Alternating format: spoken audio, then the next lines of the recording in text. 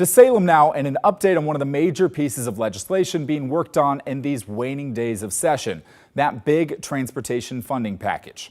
House Bill 2025 was unveiled earlier this month, giving lawmakers just a few weeks to hammer out a plan to try and keep ODOT financially stable or risk major cuts to services like road maintenance.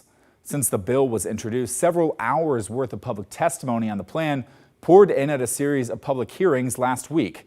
At the same time, the written feedback over the same time period was not glowing. In our latest tally, there have been nearly 3,000 written comments submitted. Those who oppose the bill as written outnumber supporters nearly 2-to-1. It is worth noting that we have spotted a handful of duplicate comments, so these numbers are not necessarily scientific, but you get the picture. Some of the biggest issues are the significant tax and fee hikes in the bill, including an increase to the gas tax. And now there are even concerns about the bill with amendments failing to even get out of committee. New reporting today from OPB notes that Democrat Mark Meek is a no vote right now.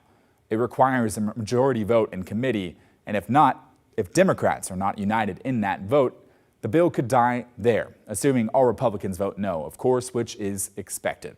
And even if it's adjusted to the point where Senator Meek changes his mind and it passes out of committee, it could still face an uphill battle on the House and Senate floors, where it would require a supermajority vote, meaning 2/3 approval. As lawmakers continue to work on the bill with a week and a half of session left, patience among some of them appears to be wearing thin.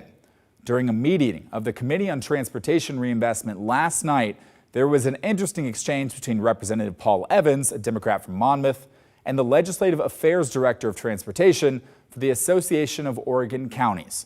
We're going to play the moment in full for you and then break down some of the key points afterwards. Here it is. I'm trying to figure out how to ask this in the most appropriate way, but I'm just going to ask. I don't think it's a surprise that I have, for a while, been suggesting that some counties are doing everything they can, and some counties maybe are letting the state take the hits and kind of not doing everything maybe they can. 13 counties have voted to secede. Why should we invest in the 13 counties that have decided that they want to be somewhere else? Why should I fight to get the 50-30-20 thing if there are counties that have had a vote saying that they want to leave? Co-Chairs Representative Evans, thank you for the question. And respectfully, I would point out that it's the voters in those counties that have made those determinations, certainly not the governing bodies. Follow up? Yes. So you're saying the county commissioners would commit to remaining in the union if we actually invest money? Is that what I'm hearing? Co-Chairs Representative Evans, I can't make a commitment on behalf of the county commissioners, but maybe you should ask. Thank you, Representative. So yeah, a little tense in there, you might say. And this look here pretty much sums it up right there. But let's dive into some of what was discussed.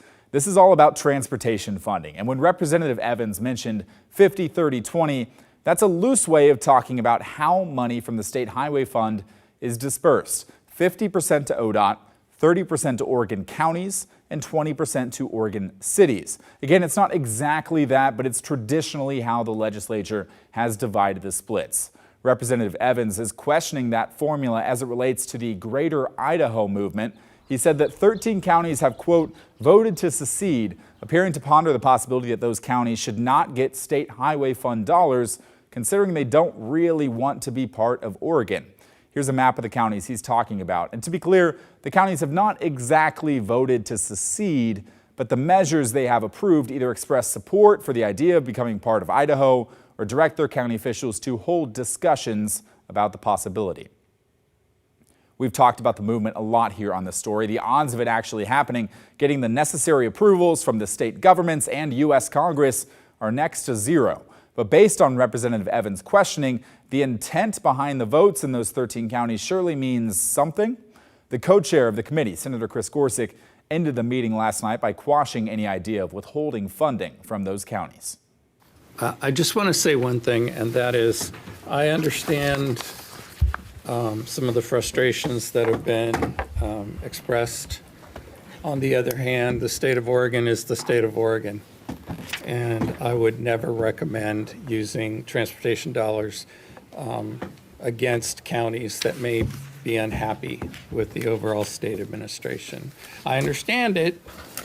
I understand what was said, but I think that as long as it's the state of Oregon, the state of Oregon has a responsibility to maintain those roads and bridges.